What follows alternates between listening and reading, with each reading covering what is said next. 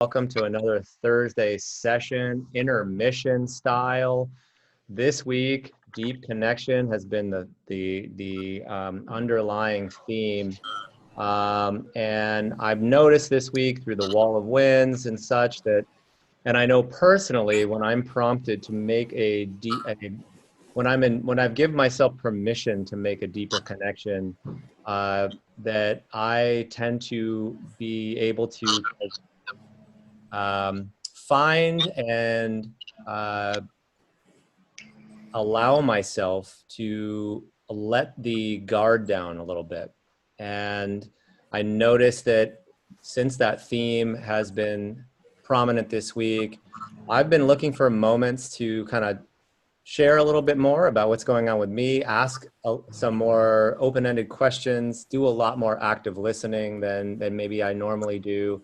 And it's kind of kicked me into being a little bit more present. And we all know that flow, an area of flow that's so common is just in deep conversation. So for me, I was on the phone with Dr. Sarah Sarkis earlier this week. We did a hike together.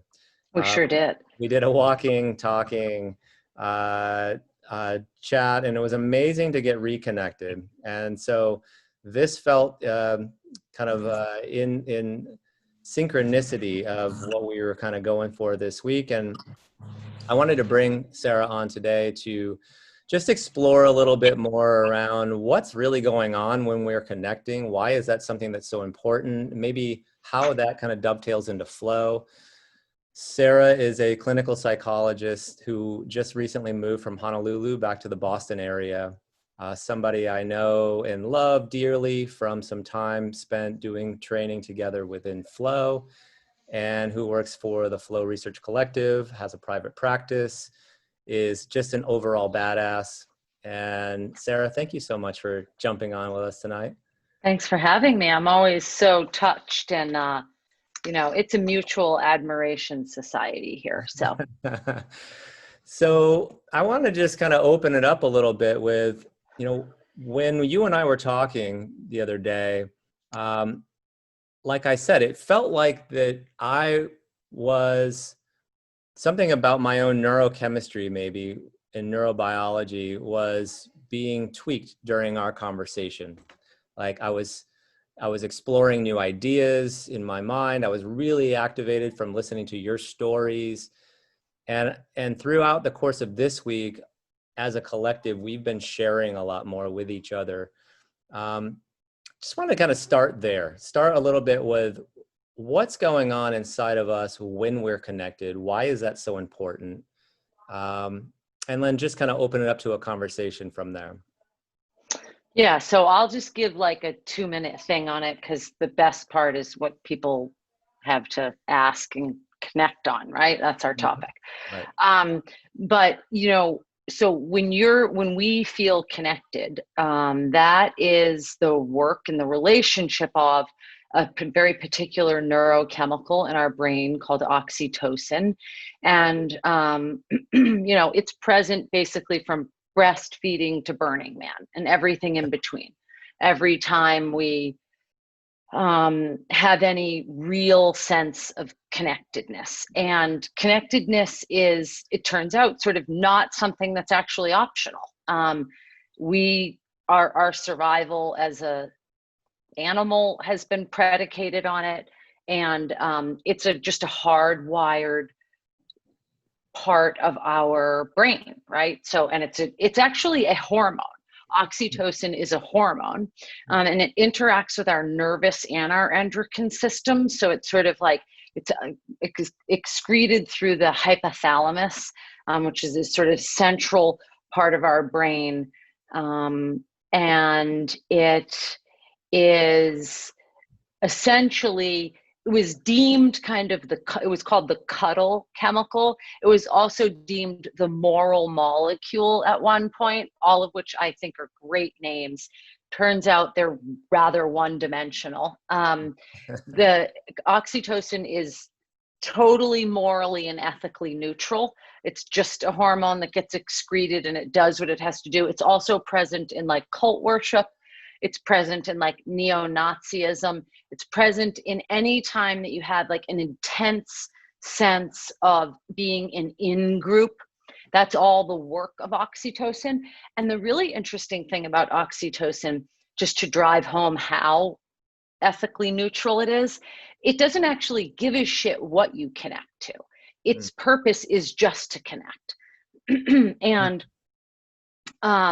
it's actually present in your brain at fairly abundant levels when you detect that a relationship that a connection is being broken. So it's also a motivator. And it actually made me think, like when I read that, I put together a talk a couple months ago, sort of loosely on this topic, and it got me reading all Paul Zach's stuff. And if people are interested, I have a fairly decent like reading list if people get interested in this, and I can send that out after. But what they found is that it's actually it's there when you feel threatened that connection will be lost. And it made sense to me because clinically speaking, over 15, 17, 18 years sitting with people, I had started noticing this trend that couples who had infidelity had some of their most passionate sex after the infidelity. And it would make sense that the brain is sort of wired then, the bond feels fragile. And so it's a motivator for you to seek the connection. So it's a really complicated hormone, and we're sort of just getting at the very surface. But that's basically what's happening when you feel bonded. And it does it has a relationship with serotonin, and that's why on the back end you feel good. I've also heard too that in addition to the cuddle drug, or they call it the nursing hormone, but it's also very protective as well. So when you talk about that in-group and the out-group, let's say if you're in my in-group and someone says something negative about you, I will go after them because I am protecting you. So it's not just a love cuddle hormone, but it's also very protective of. We're seeing that unfold on Twitter, right? Absolutely. Politically speaking, correct? And it's interesting to think that this kind of in-group, out-group territorial behavior also has this quality it's about a deep sense of, we are the in-group and we do everything to protect the out-group. So it's not all just, lovey. It actually, because we anthropomorphize things, right? So we make it like, it's this like drug that makes us feel all in love. But it's just a chemical. And the crazy thing to think about, this is a concept I talk about with all of my patients and clients, that when I think about attachment, is that we all attach to something. People, animals, beliefs, religions, politics. We are constantly attaching to things. And that chemical is part of that cascading of connectedness that you feel to your beliefs, to your feelings, to the people in your life. And when I started to really grasp that concept, that a process of attachment is happening all the time inside of us, it made me so much more aware of how I use that human quality. That's so fascinating. And I'm wondering though, if we attach to something and it's not ethical, what's the process or procedure if we wish to detach and then reattach to something else? I mean, is that the work?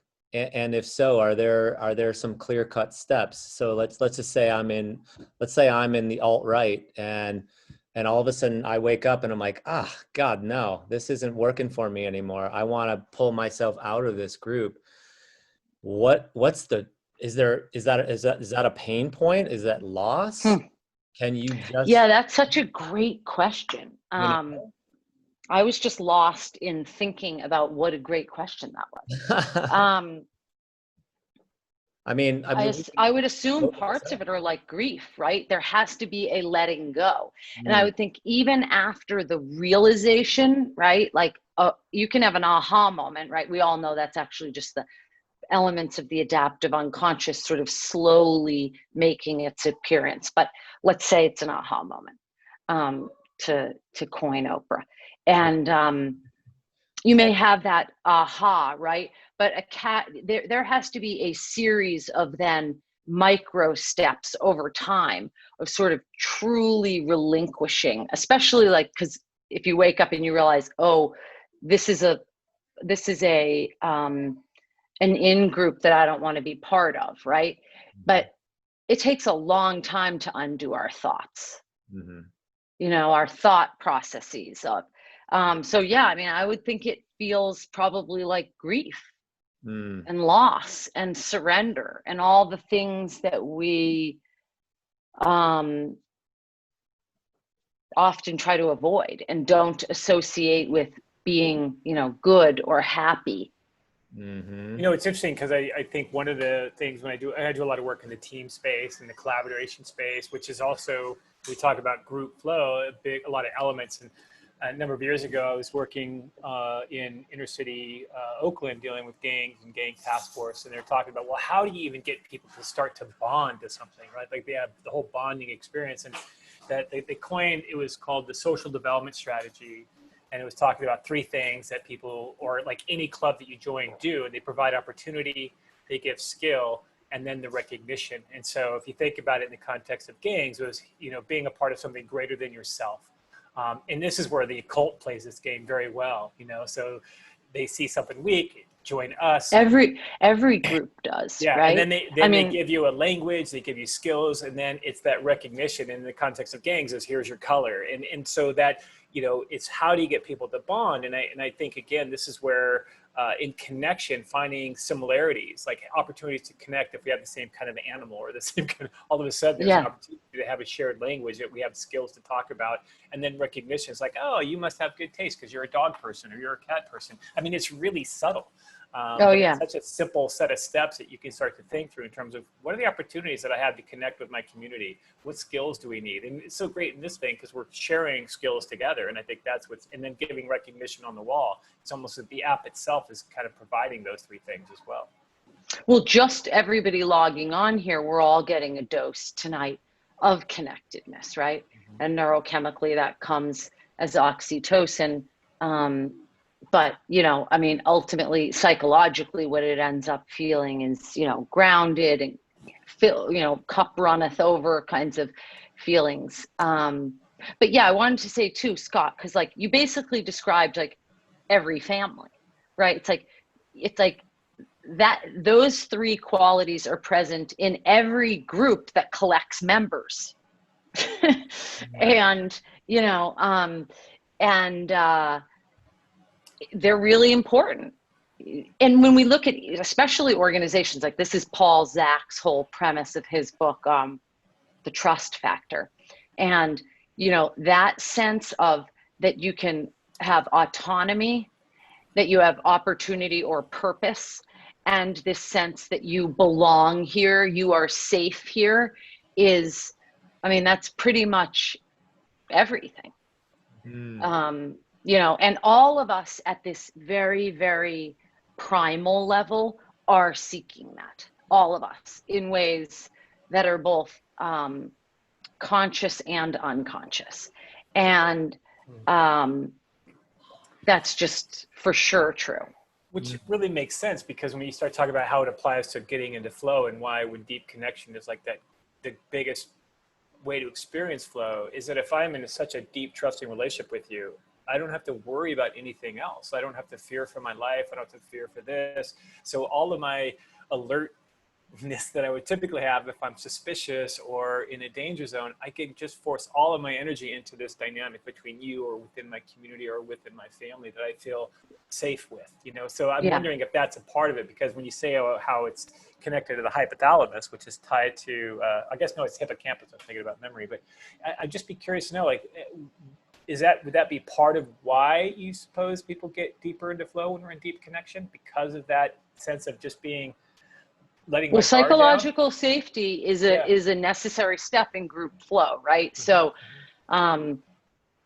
for sure that matters. Now, obviously, flow is a very different neurochemical cocktail, right?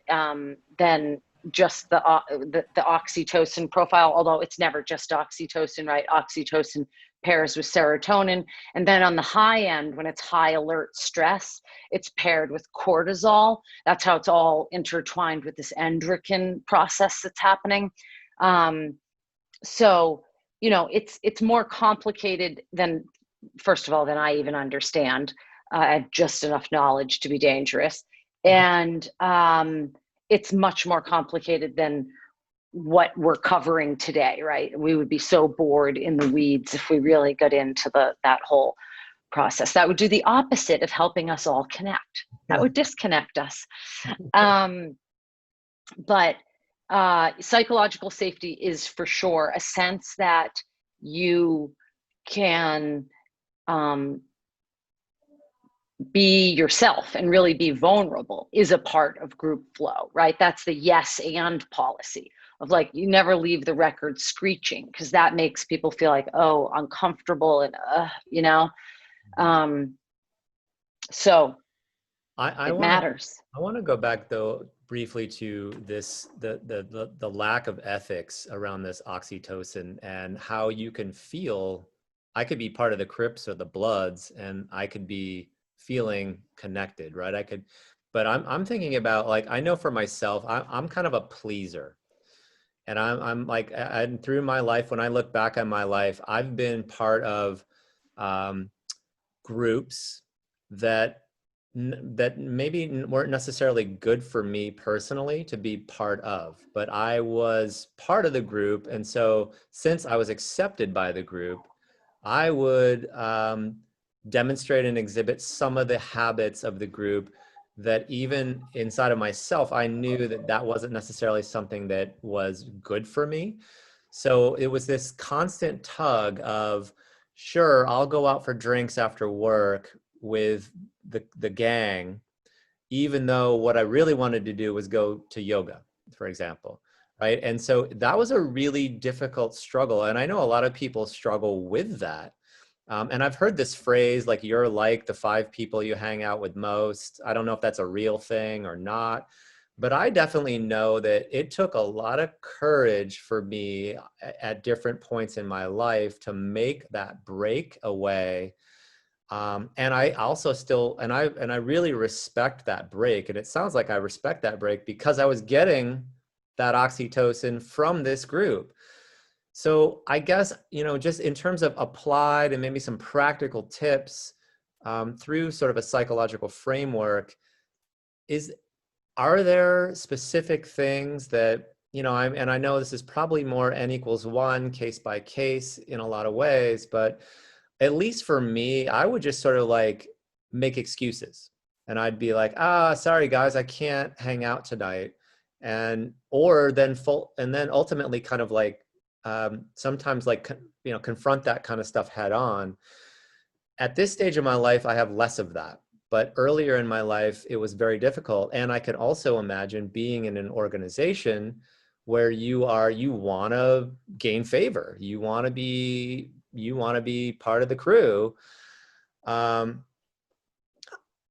Just opening that up as a conversation piece, really, like bringing more awareness to the fact this is really happening, using action as a way to kind of mitigate some of that stuff, because it's tough to outthink this type of model. And I'm also wondering, just for our crew here that's on the call, if that feels like it lands. We're all trying to kind of make some improvements and develop some new skills. And sometimes the people that we're really close to don't want us to change. So just kind of casting that out there and seeing what people have to think and say about that. Well, I'll say something to sort of, maybe this will prompt people. Mm-hmm. I want to acknowledge a few things. So sometimes, because what we're really talking about is this in-group, out-group, and sense of belonging, right? And actually one of my favorite topics to look at in groups is groupthink and how it sort of unfolds, right? And I've written a bunch about it on my blog. And I have a particular interest in it because I'm actually I'm the grandchild of somebody who was in the mob. So I really got interested in it because there was a mob mentality that I really understand, right? And I really deeply understand it. So I want to sort of acknowledge that oftentimes for some people, the stakes are so high to get out. And so you somewhat sort of limit choice there, right? Like when we're reflecting on our lives, I can sort of make these kinds of calculated choices about what in groups and what out groups I participate with. But, you know, there are times with which, that's why we have whistleblower laws and we have all these ways to try to allow when the stakes are really high. So I think if we just sort of acknowledge that, right, that there are different levels of like what it takes to get out. The first thing that you had that is important, and it's really kind of the primary thing I try to develop with my clients and patients, is this radical self-awareness. Just this capacity to even think about whether or not this serves who you are now, let alone who you want to be 5 years down the road. To have the vista of 5 years down the road is already a place of privilege, right? It's already this place of like, okay, because I know like my grandfather couldn't think that way. It was like the next thing that he was doing. So those are some of my thoughts. It's interesting. Lauren has a quote, has a statement here. I don't know if you like spam, but I kind of can resonate with the fact of, you know, the question I always ask is how many of my choices are designed by other people's expectations, right? And so I just remember one of the assignments we had with the Flow Genome Project around turning off all your notifications on your phone, like your, cell phone, like getting text messages, emails. And I just remember my experience of being completely relaxed because I wasn't always seeing the red dots, but I also realized that other people were pissed because I wasn't as responsive. And I started to realize how many of my choices were dictated by other people's expectations. And the thought of letting people down can be really painful because we know that social pain is equivalent to physical pain in the brain. And so that I think that moment of feeling socially pain around something also then starts to take that very probably innate kind of thing of all of a sudden I'm losing my tribe, or I'm losing something. And that to me is predicated, my survival is predicated on my ability to have that tribe with me. So, this becomes where that self-awareness is so critical. Because I mean, Lauren's quote, I go and pursue a lot of novelty. And fortunately, I have the gateway where my wife and my family gives me permission because they think I'm crazy. So I've kind of created that. But I think oftentimes, making choices, I'd be curious to know from the audience how many people make choices based upon other people's expectations, and then, how satisfying is it? And then when you make the decision, like you said, Damon, about going to yoga rather than going drinking, what does that mean? Because there's a lot of tug of wars between living my old self versus the self that I really want to be. I don't know, initially I was kind of thinking more so where we are currently right now with the racial unrest, the political unrest. There's this group and that group, and that whole aspect of it. So I'm trying to tie in what you were talking about earlier, Dr. Sarkis, in regards to, we're approaching close to November, and when things change at that point, group shifting, or is it going to just maintain, like you were saying with your grandfather, great-grandfather, it was just what's happening the next year, not what's 5 years from now, not what's the next social unrest going to be. Was it going to be health? Is it going to be social? Is it going to be political? So it's just not really so much a question, but just kind of more a thought that you were kind of generating with me in regards not so much just to the individual group, but currently where we are at this point, and what does that mean down the road a little bit further. But to answer your question from before, Scott, I think a lot of us, at least I know, I do a lot of things based on expectations. but it's also kind of monitoring and measuring that expectation, at least at this point. I think you were saying, Damon, is that you can manage it and go in and out. It's more of a choice at this point, whereas earlier that choice was limited because to be part of an in-group, you were limited on that choice. And also in-group and out-group needs change as we mature. Like I have a 12-year-old who's downstairs right now, and it's like he's at that right on that cusp where like belonging to his peer group is everything, right? I'm 45. Like at this point, I got very little, I care less and less on those external expectations. I still can't believe, I think about the years I squandered on the disease to please.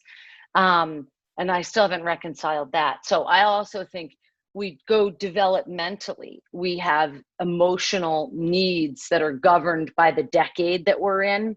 And that sometimes, actually to see an adolescent have this real strong sense of a need to have a pack is actually psychologically less worrisome than if you saw one that was completely isolated and content with it, right? So there are times in our life where this sense of sort of fitting the group expectations really serves us developmentally appropriate. Mm. And life circumstances, like to go back to what I was saying when I was using the example, and I'm only trying to use that example because I really relate to, I know people who were part of groups and organizations that from the outside looked like they were criminal organizations. And I guess technically they were. But there was a hierarchy and there was an order and there was structure. And that was more than what he was getting in his life anywhere else outside of that pack. And it gave him containment separate from its, whatever you may think about its morality and its ethical standards, right? But it worked for him at the time that it was working. So again, I try to always, I think the best lens from which to come at these kinds of spaces is also to try to be just like our neurochemistry is. It's morally and ethically neutral. And the more that we can really observe ourselves from that place, I think we get more self-awareness. We have access to more. Just kind of curious, does the oxytocin level increase or decrease as you get older, or does it stay the same? That's a great question. I don't know the age-related arc of it. Just kind of curious. I don't know, because it is a hormone. So like you'd think it would have an ebb and a flow like estrogen and testosterone and progesterone. Which is just like the 20-40-60 rule that, in your 20s, you're so concerned about what other people think and being part of the in-group. You get into your 40s, you don't care as much. And by the time you get to 60, you realize they never cared to begin with. So I was wondering, I once heard as a parent, you have 12 summers to influence your children. And after that, you lose them basically to their peer groups and their society. And I wonder if oxytocin is the culprit there, that maybe in their development, that up until the age of 12, oxytocin is not as present. And then it becomes more present because then they're seeking out more these in-group relationships where they're turning a little bit away from their parents. Yeah, that's such a great question. And this is my hunch. I don't actually know this for certain, but when I can hire a fact checker, he or she will be checking this. This is my hunch, is that it's present all the time because we found it in infant mice, infant babies, that's through the breastfeeding. So it's present all the time. But I do wonder if, sort of at the onset of puberty, then the relationship of the dominant sex hormones come in, and you have and then also at the same time, you have a psychological development that's happening, right? That's seeking more it's seeking belonging outside of the home for the first time. And I think it's probably like a cascading of that, more so than that it's not present and then it comes online at a certain age. But it's a great question. I wish we had a Andrew Huberman or some other neuroscientist who would know the answer to that.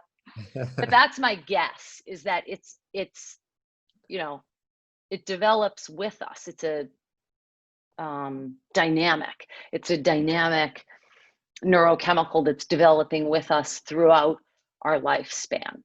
But I do wonder if it declines as we age. So Rose chimes in and says, won't this also be applicable to individual connections and not necessarily just to a group? Yes, for sure. For sure. Anytime you're falling in love, you're bonding with a child, you're having deep conversation like Damon and I had 2 days ago, like those are all, you know, pillow talk. It's all predicated on this same psychological and neurobiologic process that's happening simultaneously. I'm curious that, you know, Rhodey brought up sort of current state of affairs, and, you know, where I live, it feels a little bit like a Dr. Seuss book, like the masks and the non-masks, and it really has created, you know, a very visceral and obvious place of which group one or the other is in. And, you know, it's really easy to kind of jump to either that conclusion of just the bullet point list of what you think that person may then also believe, because this is a hoax and I'm not wearing a mask, or it can really kind of rattle my own nervous system, for example, when I'm in a potential to have some kind of dialogue or contact with somebody where, in my opinion, it feels not correct how their actions are being taken. Can these groups, if you're in one group and you're trying to make a connection with someone from another group, is there a strategy? Is there a way to mitigate our own nervous system, if you will, so that it doesn't just go to kind of default to the worst case scenario right off the tick? What are you seeing, or what are you in your basic observation of sort of the psychosociology of what's happening in our country right now? And, you know, just, I guess, how you're viewing that, and just through your lens as a professional, what comes to mind when you witness today's world? Horror. So yeah, I mean, you know, it's very sad. I think it's difficult and sad to see that, you know, but not surprising, right? Like, I think when we look back historically, you know, I've spent a lot of time really actually working with, and I have family members and people that I deeply love, who have very different political views than me. Both of my parents were incredibly conservative, and I'm not. And, you know, it's a very good muscle to exercise in life, to make sure that you keep people and you maintain relationships with people that don't just have your beliefs, because that's a practice. It's a practice to be able to find a common sense of human connection through the differences on our surface level, which doesn't mean they don't also have depth. But, you know, our political beliefs, our, you know, religious beliefs, our gender beliefs, things like that, these sort of big core issues right now. So one thing practically that you can do is challenge ourselves constantly to stay listening to people with different views. It's why, actually, like, when I work and look at group dynamics and work with organizations, like one of the first things I do when I come and observe the office where people work is I look for who are the contrarians, because organizations and groups and even families that don't have a contrarian, and they are a pain in the ass and they're hard to manage, right? Because it's often antithetical to what sort of your jive is, but they play a really critical role in the health of any community we're part of, right? So that's one thing, is like just continue to have conversation with people. And I've found being a shrink, it's been such a great practice, because I don't know who's going to come in and sit across from me. And I have to find a common ground. And actually, before this lifetime, a lifetime ago, no surprise, I was interested in understanding the minds of criminals when I first got into psychology. I worked in forensics for years.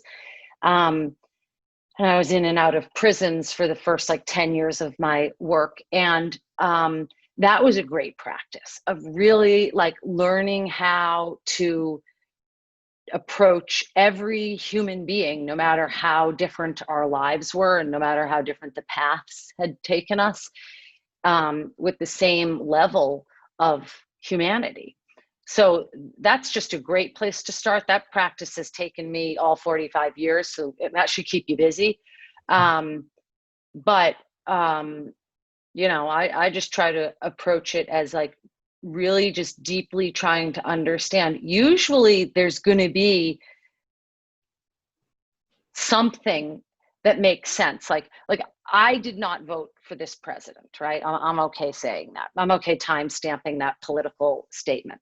I did not vote for this president, but as a citizen of America, I can really understand why people were craving change. He's not the change that I put my check on, but I can understand how you could get drawn into hoping this would be a type of change that might change up a system. I can jive with that. That part I can get. So even if you just start thinking about things right now from that vantage point, it's helpful. And the more we can display the things we want to see, I guess that's the only thing we can control. As you're talking, Sarah, the thing that popped into my head is, if you want to see how powerful connection can shift, is seeing a disaster occur, like in San Francisco. People that don't talk to their neighbors are all of a sudden now living out on the park with each other, and because their survival is predicated on their ability to connect. And I think that's the most primal example of when there is a major crisis or a major challenge, people come together.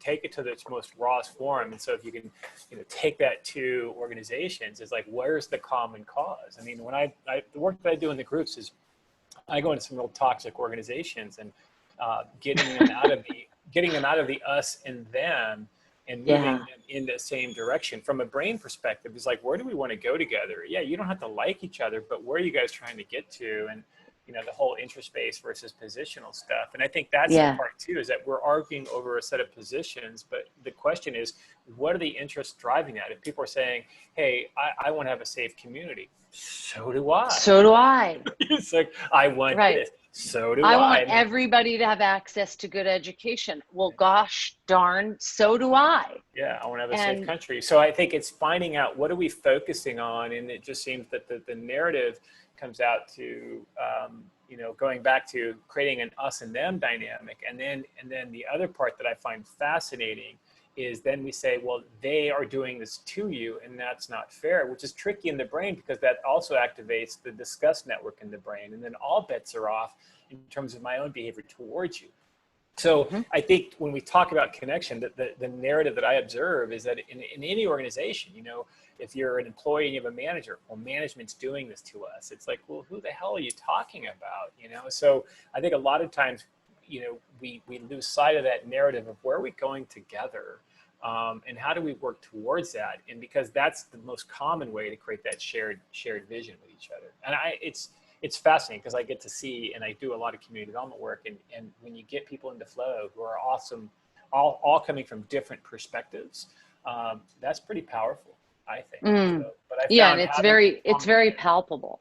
You can feel when that occurs, when there is that type of like synchronicity shift, and that, you know, and that happens, and it really does make a difference. It makes a huge difference. I want to get a little granular with this point as well, that, you know, it's one thing to want to find some kind of common ground, and it's one thing to kind of look for that.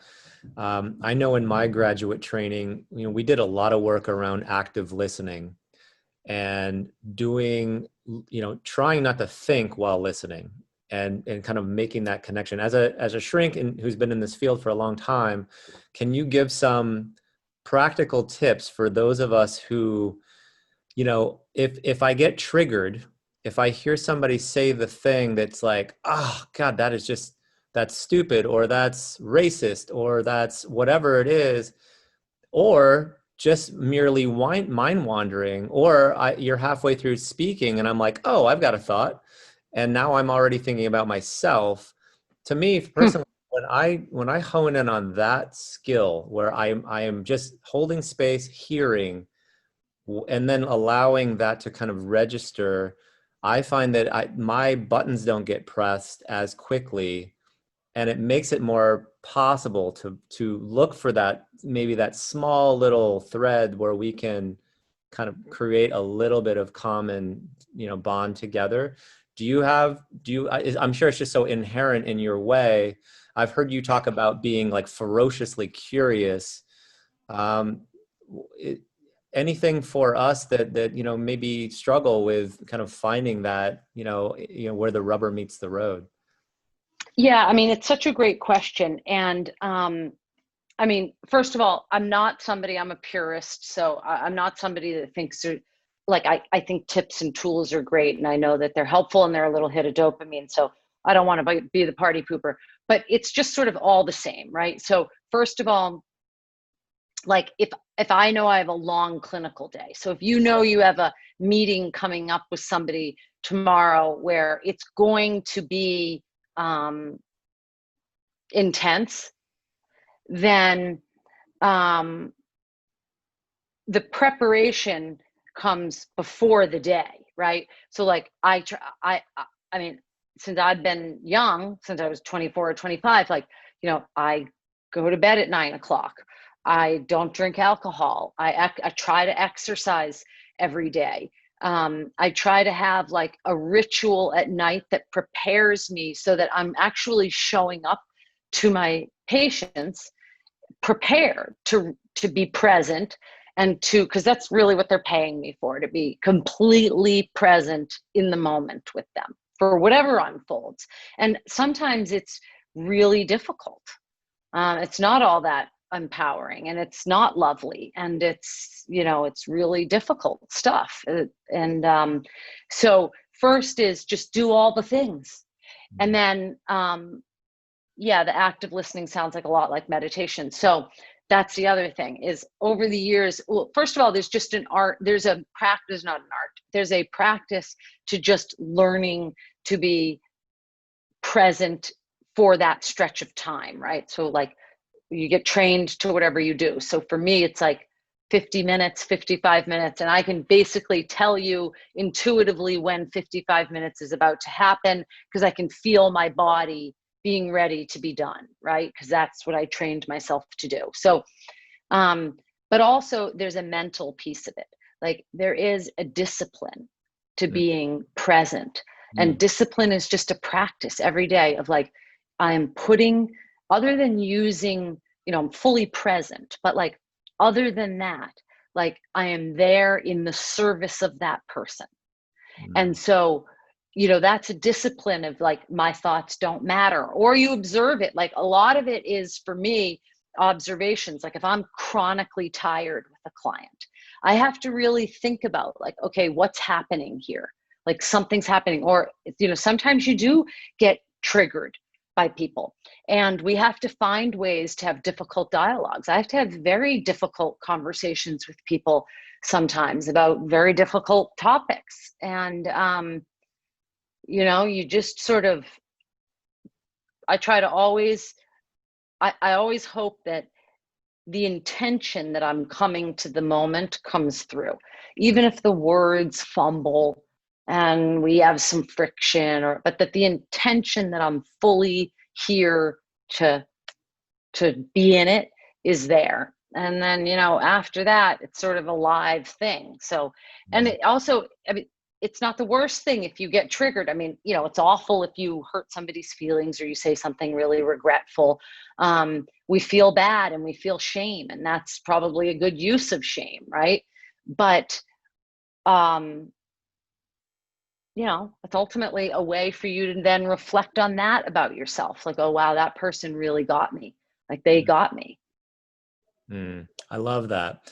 You know, and I guess what I hear you saying is just the preparation and the respect for that interaction, front loading that, preparing the day before, you know, doing your work. You know, we talk a little bit about wellness here, about getting good rest and hydration and, you know, all the simple things that you can do, the offline tools, and then setting that intention that when I, you know, enter into whatever environment I'm entering into, I'm going to be present. I really like that as a model. I've been hearing a lot about that lately, that you front load the being, like how, and, you know, Scott's been, you know, really drilling this into me, you know, for months, and I really love it. You know, a lot of us have to-do lists, and Scott talks a lot about having a to-be list, and really setting that intention of how you want to show up. And then once you're there, you've kind of given yourself the best shot at recognizing the patterns, recognizing your own triggers and emotions, being human, and not sort of mindlessly or on autopilot getting, you know, reacting or getting triggered where you're kind of flying off and not representing or not being completely there. Yeah, it doesn't sound like rocket science. It sounds a lot like doing the hard work. Yeah, hard Yeah, work. it's hard work. It's just a day in and day out, you know. And I mean, you know, I hope at the end people think I was more good than shitty, but I'm sure there's been days where people have left my office and thought, oh my God, like she was a warm body.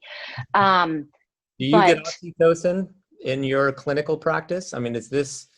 Oh yeah. I mean, arguably, like as shrinks, we're like oxytocin junkies, right? Because we are constantly, I mean, essentially, I have the science and the psychology that the knowledge, right? I have knowledge, right? But I mean, people would rather connect than be talked to about information, right? So I could have no knowledge and still be a decent shrink if you can be present for connection, right? But I have knowledge, and then I have my capacity for connection. I mean, that's what I have. I have my capacity for connection. I have a capacity for empathy. And I have a freakish curiosity. And I got those three things. And those are completely my responsible. Those are tools that are my responsibility to keep sharpened. And the only way to do them is I mean, the whole reason I stopped drinking when I was 24 is because I one day went and I was hungover during like a clinical time at a site that I was at in my master's program. I thought I was going to crawl out of my skin. I was like, I can never do this again. And then just over time, I just stopped drinking because it didn't serve. I couldn't be present for 6-8 hours a day, hour at a time, listening to people. And I was like, I'm not going to get any patients. I'm going to lose my job. So, you know, you just end up servicing the skills that you need to use in your life. And connection is a practice. It's a day in and day out commitment to realizing that we all attach to something. Human beings are attaching machines. That's what we do. And that it's on us to figure out what we want to attach to and if it serves us well, right? Like in the case of the conversation we've had earlier tonight, you know, we can see that people can easily attach to hate. That's an option. You can just decide you're going to attach to hate. That's what you're going to be attached to. And, you know, you can also choose something else. So I think if we just always bear in mind that we are always attached to something. And one of the things to constantly draw our awareness to is the thoughts that we are attached to. Thoughts we have about ourselves, the thoughts we have about others. Often those are prejudices. And idealizations are just as bad, by the way. Yeah, when you say that, Sarah, what pops up for me is I was working with a colleague today, Ethan, and we were talking about choice and the choices that we're making. So if I'm attaching to hate, the question that comes up for me, what's the payoff for that person? Belonging. Like exactly. So, I mean, it goes back to that connection, that there's a payoff there, just as there is in most of the actions that we're taking, is really understanding what is the payoff. And for you, the payoff of not drinking is having a clear mind and, in a sense, being in control, right? So there's another layer when we start talking about attachment is what's the payoff of feeling you know, significant or feeling competent or feeling, I mean, the feeling that is driving our choice in that space. And I just think it's worthy to kind of have people start to recognize, even if you have a colleague that's stressing you out and you're blasting them and you're gossiping them, you know, the question is, what's the payoff, you know, for you in that situation? And I wanted to, but so as you're talking, I think that's the thing that I'm always like, what's the payoff? What's the interest that's being, you know, served? And it's an important question to have that awareness built around. So, well, one thing, Damon, one last thing, you're talking about strategies around, you know, connecting. I know that for me, when I go from like one meeting to another, and Paul can relate to this, we did a lot of the coaching brain-based stuff. And when I sit down with a client, I'll just ask them, what is everything you're coming into this meeting with? And what are you going to be leaving to, you know, because again, we bring shit into the room and we're probably ruminating on stuff we're going to leave the room with. And so they're not always present, so we can connect. And I think, Damon, you do this naturally, like you hold on to that presence, you're able to unpack that stuff. But if you're going from meeting to meeting to meeting, and what they found is if you're able to kind of, and then I will share, here's what's going on for me right now, here's what I'm going through next, that we share that with each other, and then we can, it actually tempers the amygdala so you can actually focus. And so there is a, you know, name it to tame it kind of dynamic as well when we get into really being present and holding space for each other. I think it's, for me, it's a strategy that I found to be very useful to go from one to another. And I'm assuming, Sarah, you probably do it, but probably non-consciously now because it's such a habit for you. You kind of do your own kind of like cleanse, if you will. Yeah, I lie down on the ground in between each person and I take like, you know, a minute or two of just sort of like resetting, and then I go to the bathroom and bring the next person in. Now it's all different because of COVID, and now I hope I never have an office again, because I'm taking everybody walking and hiking. And it is like, oh my God, it's like the best thing that's ever happened. It's a silver lining. But I wanted to say one thing, Scott, from what you said before. The best return on investment that any of us can make. And I tell this story all the time, but it's because it's so true. Like clients will always be like, I want you to give me homework, right? I'm like, okay. So I'll give you homework. And then so I tell them what their homework is, which is, it's always the same. I say, I want you to go home, and between now and next week when I see you again, I want you to create, not find, it's not lost. I want you to create 30 minutes a day to be completely still and present. By the way, you don't have to be physically still. You can even go, it can be like a John Kabat-Zinn, like, or Jack Kornfield, like walking meditation back and forth. But I want you to be, from an interior standpoint, still. and just observe your own relationship with yourself. I don't want a phone, no music, no app, nothing. You can sit up, you can lay down, dealer's choice, but you're going to be 30 minutes just in your own relationship with yourself. And like, sure as shit, I want real homework.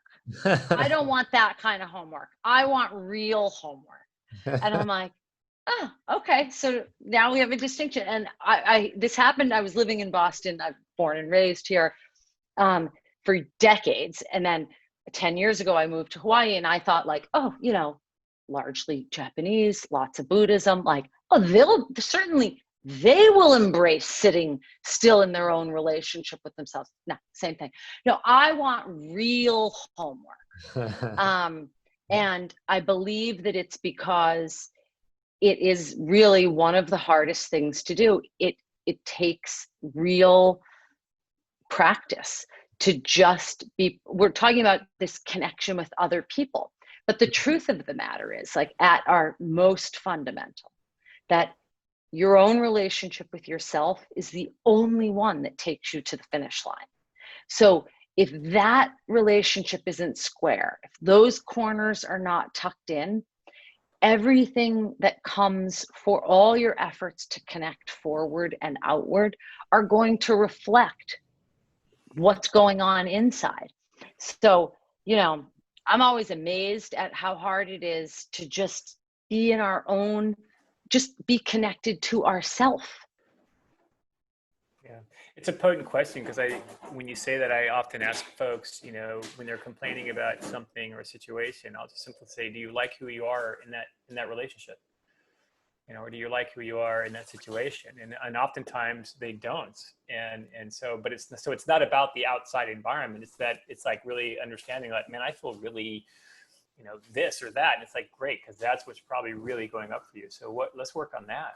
And I think that's why people don't want to shine a light in the darkness, kind of some degree, because they're going to find out. And if I can make it everything outside of me, you know, it makes it a very different dance and a very different game. So it's a fascinating conversation to have, but I think it's really true. I mean, when we start talking about connection in this program, if you're going to deeply connect with others, you got to know who you are enough to be okay. So I think that makes a huge difference. That's a great point. And even if you're not okay, like, because you know, all of us have parts of ourselves that we may not be okay with. Right. But we all have to learn how to still be present with it. Well, and I think that's part of, like, we're focusing on struggle and recovery, you know, the bookends of flow. Yes. And I think that's when the hardest thing for a lot of people is just being okay with the struggle. And I think both Damon and I think the community as a whole is like, how do we're all screwed up, you know, we're all struggling, and can we be safe with each other in that struggle, and teach each other what are the things we're doing, or at least demonstrate for each other that here's what I'm doing and it's working for me. That end one thing, Damon. I think that's the gift. And so I really appreciate. I always love hearing you, Sarah. We could do this all day long. So thanks for having me. I like who I am in your presence, sister. Oh, I feel the same way. I sung your praise the other day with Damon. I said exactly that. Yes, you did. You did. I did. I said almost something verbatim. You really did. You really did. This was awesome. awesome. Like, you just feel good when you're around Scott. That's right. Thank you. That's right. This was amazing. Thank you so much, Sarah. It was. Thank you for having me. I just posted your blog page onto the chat. So if you guys want to take, what's the name of your blog post? It's something like shrink wrap. Is that it? Yeah. No, my blog, well, my website is drsarkis.com. And I see somebody's from Massachusetts up here. Yeah, that's Rhodey. He's in. Rhodey. Yeah, oh my God, where are you in Massachusetts? We should connect. Littleton. Where are you? Out in Littleton by Westford, Acton. Oh, okay. So you're like 30 minutes away, or 45. I'm in Newton. Okay. Yep. Yeah. Yeah. My right. office is in Lexington. Yeah. Oh, I love Welcome. Lexington. Thanks. Yeah. It's so good to be back. Thank you guys for having me and listening to me and connecting. And it was awesome. It was awesome. See you in the next challenge, Sarah. Yeah. That's right. I'm aboard. All right, everybody. Awesome, guys. Thank you so much for attending. Those of you who are watching it recording. Feel free to reach out, and any questions you have for Scott or myself, definitely check in on Sarah's website and blog, and have a great night, everybody. Spend Thanks, 30 Take minutes. care. 30 minutes with yourself, people. 30 minutes with yourselves. And then people say, well, what happens if I can't? And I say, just observe that. That's right. Beautiful. Beautiful. Okay. All right. Ciao, everybody. Bye, guys.